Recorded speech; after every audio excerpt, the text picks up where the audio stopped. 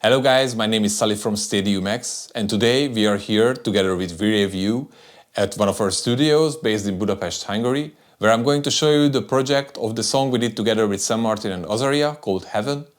The song has been out for a couple of months now. Right now we have about 2 million listeners on the song on Spotify. So let's do this. So before we dive into the project, let me tell you the story behind the song and the whole concept. So we did the song together with Sam Martin and Azahriah, but we started the song first with Sam. He's a super amazing singer-songwriter based in the United States. We've been working with Sam for a couple of years now. We did a few songs together. We started the song with the top line and the song concept basically from him. So when we were working on the song, we wanted to make sure we respect the original idea behind the song. So we came to the conclusion that we don't want to do big changes on the song, like take it to a different direction, because we, just as I said, we wanted to respect the original concept. The song we are talking about is a dance pop song. It's actually through the entire song, it's top line based. It's a laid back, really good vibe, 105 BPM, the original. At the end, we ended up like making it to 102 BPM. So we don't want it to go crazy with the sound design, doing huge build-ups. Just use as much elements as needed in the project. So let me show you what we did. Okay, so let's check the draft first.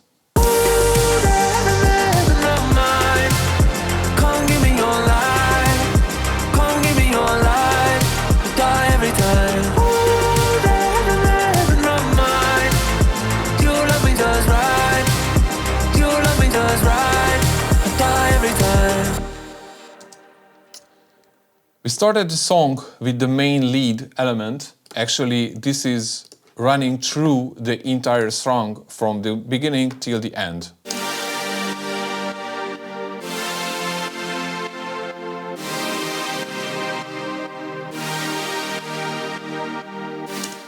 Very dramatic, but still very powerful synth. We have the synth sound from Surge. This is a free VST plugin. Back in the day, you had to pay to buy the plugin, but they made it free.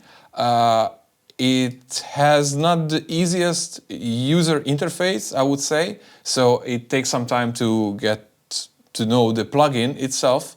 But when you know it, you can make amazing sounds out from it. It has also a really nice factory bank.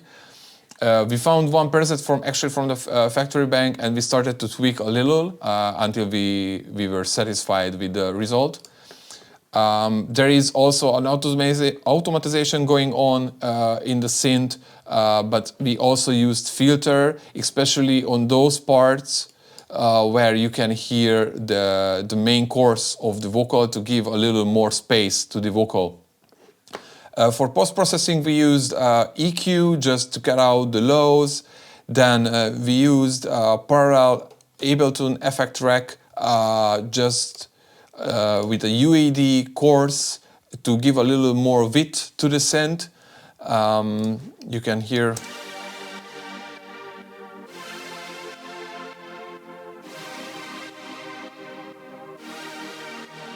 This is what we are doing with the chorus. Then we used Raum from Native Instruments. I think this is a great reverb plugin. Then we used Pro Q free to cut out the low frequencies. It's from the stereo field, so this is important because of the chorus. Then we used Kickstart 2 for sidechaining. Kickstart 2 by Nicky Romero. It's a great sidechain plugin, especially the new version has sidechain features, so you can trigger the sidechain effect with your own audio. You can see this is the kick that is triggering the sidechain effect. Okay, so let's move on to the next elements. Okay, so after the lead sound, we were working on the drums.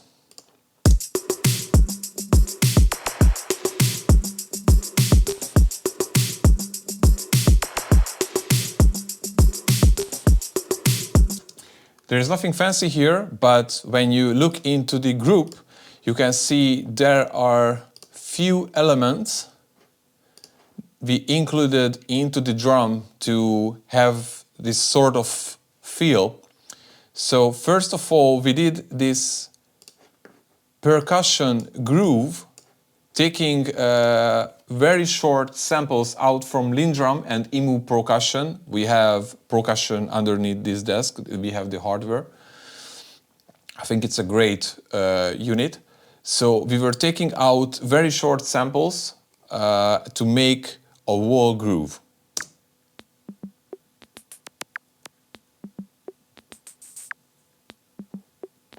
Let me show you one by one.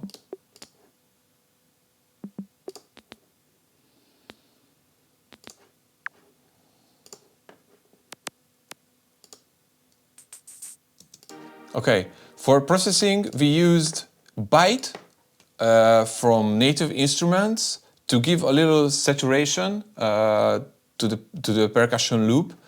Then we were taking out the low frequencies, and then at the end we used Spiff from Aux Sound. This is also a very handy tool in your arsenal. This is a great plugin to control transient. Actually, it's an intelligent transient designer.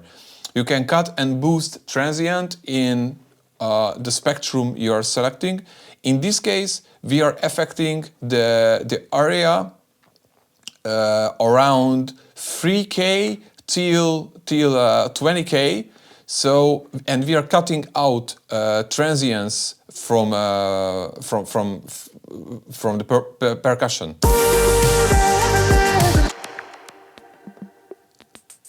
If you listen in delta mode, you can hear much more what it's doing. Okay, then after this, we were adding a little extra percussion elements and hi-hats with a simple castanet.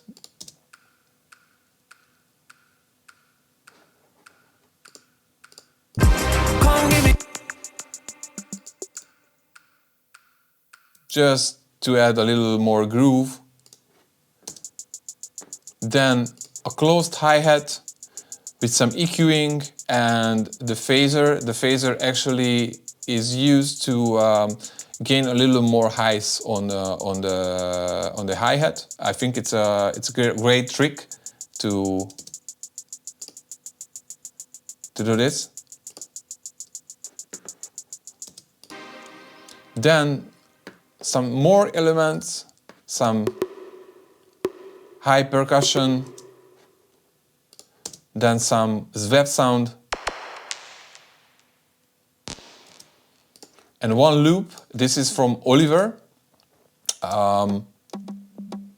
Just some small congas and bongos. As you can see, we edited a little just to get rid of some reverb that we don't want it to include in the loop. Then a trembolin. Actually, these are the percussion elements. So let's talk about the kick and the snare. As you can see, there is nothing on the drum bass. On the kick, we used only UAD Neve 88 RS and only the EQ part of the plugin. This is really effective when you're working with kicks and you're looking for the stomach feel. So we are affecting a little lower area of the kick to take out, and adding a little higher area, adding a little extra to the higher area to make a little more attack to the kick. Okay, so most of the time, when we are talking about especially dance and pop music, I have to tell you, the production quality is going to be based on the samples you're using. At least 60 or 70% of the quality is based on the samples you're using. So I always say try to avoid using like 3 or 4 layered kick drums with crazy EQ curves. If you have to do that, probably that's a sign you must look for a different sample, because the elements not working smoothly together. Sometimes, of course, there are cases when you have to do that, but if you find the right sample, you can save a lot of time and you're gonna make a lot easier job for the final mastering. And also if you're working with a studio engineer or mastering engineer, then it's gonna be a huge help for those people as well. On the snare, there is nothing at all. We were looking for the perfect snare that we loved the most and sounded the best in the mix. So that's why we use this one. Okay, let's talk about the bass now. So we were trying different bass ideas when we were working on the song, but at the end we decided to use Reese bass through the entire song. This works really well with the main synth element of the song. We were taking the bass out from Novation Peak. It's a hardware synthesizer. We love to use Peak for pads and also basses. In this case, the Reese bass is coming from this unit. Also for the same reason, we have the bass in audio. First of all, because we were doing all the automatization while we were recording the bass sound. But at the end, we decided to separate the low frequency of the Reese bass from the mid and high frequencies. So first of all, let's see what is happening with the low frequencies of the Reese bass, okay?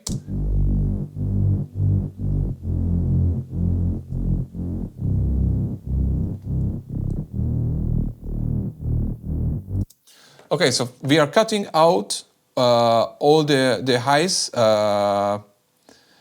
just keeping the low frequencies under 160 Hertz. Then we are using a little processing on the lows with UAD Little Labs, VOG. It's a great plugin. It's like subsynth from Brainworks or Waves Airbase. This gives extra harmonies to the low frequencies. So this is a great tool if you want to push little the low frequencies. You need to find the sweet spot with the frequency to make it work in the right way, and do it just gently. So as you can see, we are just using like 0.32 dB. So nothing crazy here. Okay. Then for sidechaining, we used Fabfilter Pro C2. We have the external in from the kick, and it's actually EQ'd to find a sweet spot for the best triggering effect for the sidechain. So it's very important, especially for sub and low frequencies, to make the sidechain in the proper way, because that's gonna help you to save some headroom for the mastering state. Okay, so that's the reason we wanted to be really precise with sidechaining the sub frequencies. At the end, we have Soothe. This is also from OX Sound, amazing tool. In this case, we are using the sidechain function triggered by the kick. And as you can see, we are affecting the area under 180 Hertz. So if you put it into delta mode, you can hear what Soothe is affecting on the bass. So overall, this is the processing on the sub. And we have the mid and high frequency part of the Reese bass. So we use also a filter with automatization. This is also from the same reason, just as I told about the main synth. Then we used Kickstart 2 for sidechain triggered by the kick. Then cutting out the lows. We used bassline. This is a free plugin. It has a pro version as well with other features, but in this case, this is the perfect way to control a little bit the stereo width of the Reese bass and give an extra width to the sound. And we are closing the chain with Raum, just a tiny reverb on the mid and high bass. Okay, so let's talk about the vocals, which is actually the fundamental of the whole song.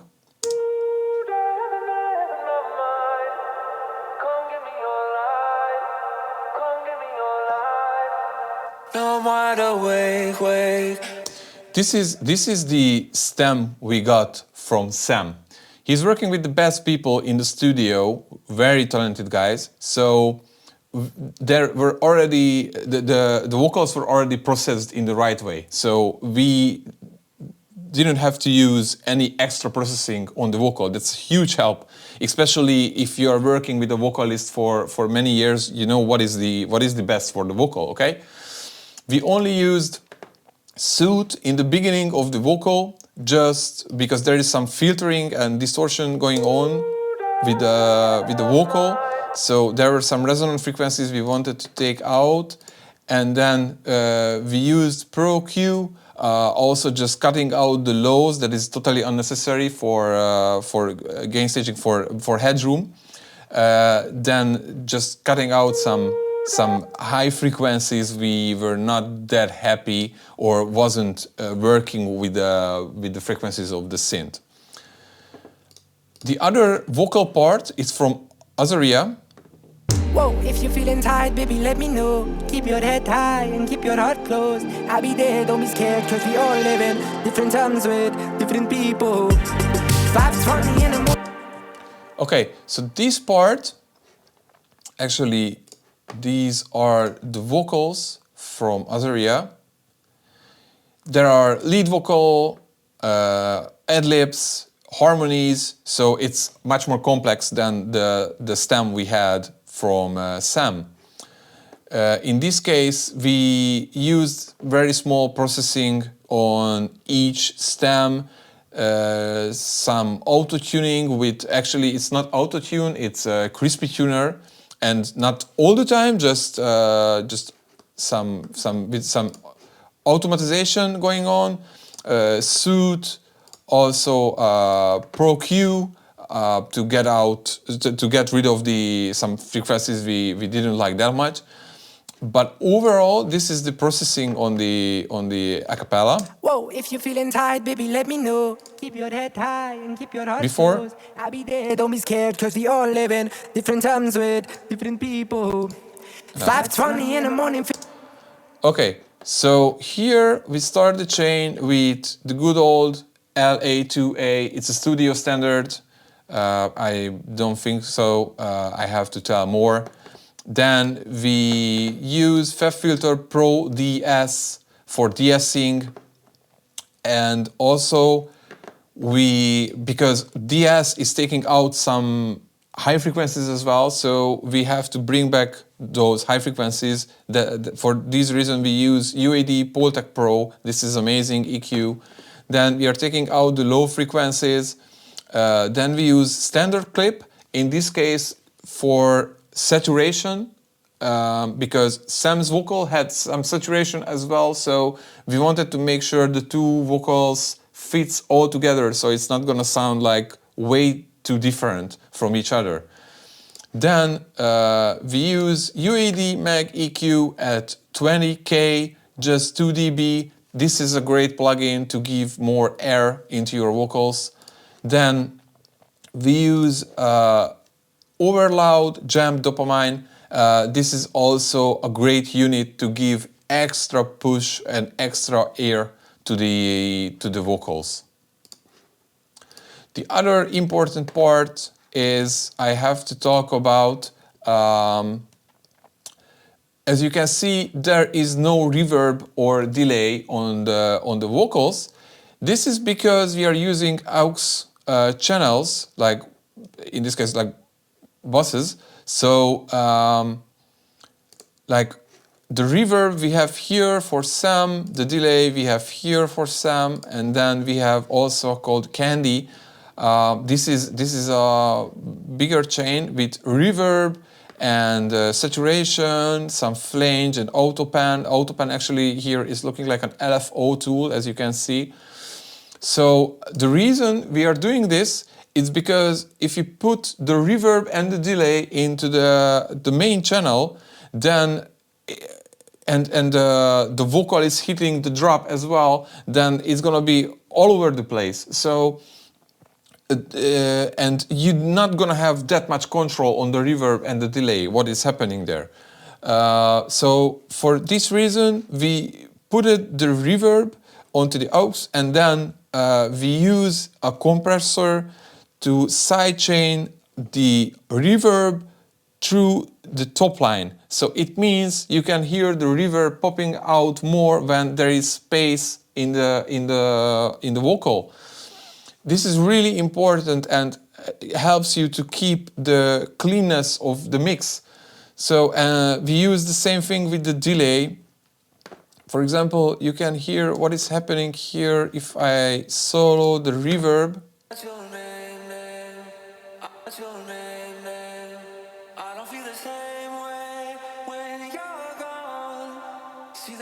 So the reverb is much more clean when there is space in the vocal.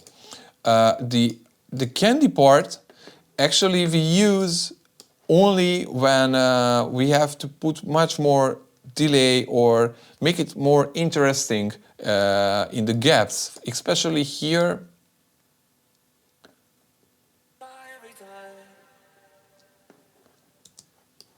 Also, before we start the second breakdown. So this is also a really useful trick to give a little extra and more detail into the vocal, make the song much more interesting.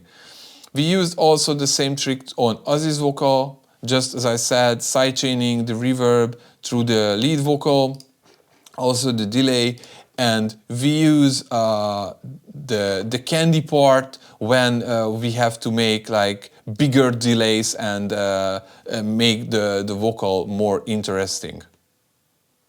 Okay, so let's talk about the master. First of all, let me take you to the drop. Whoa. Whoa.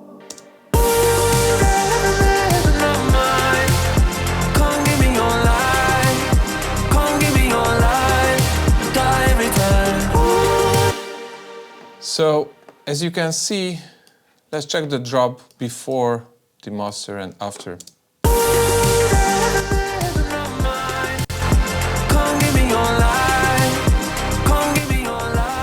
Okay, so actually this is, there is nothing crazy and there is no magic here. So just each element doing its thing, so nothing fancy stuff. First of all, we start the master with Dangerous EQ from UAD Audio. This is a clone of the hardware unit. It's a very old trick with this type of EQs that you're cutting out the lows under 30 Hertz and cutting out the highs at 18K to give a little more headroom afterwards. Then we use UAD SSL G-Bus compressor for a little pumping effect, but mostly to glue the song together a little more and also give a little transient to the kick. If I show you just the SSL, you can see it's not even hitting 2 dB, so just a tiny bit, no crazy stuff here, okay? Then we have Soothe to make sure we control the high frequencies and taking out some harsh frequencies from the mix. Then we are using UAD Pultec to bring back the highs. I know it sounds weird to take out the highs and then bring back the highs, but this is the way you can have more control on the highs in the mix. So it's not like you have a sample and there are no high frequencies in the sample, and then you try to EQ that sample. It's not going to bring back the high frequencies. But with mastering, this is a totally different case.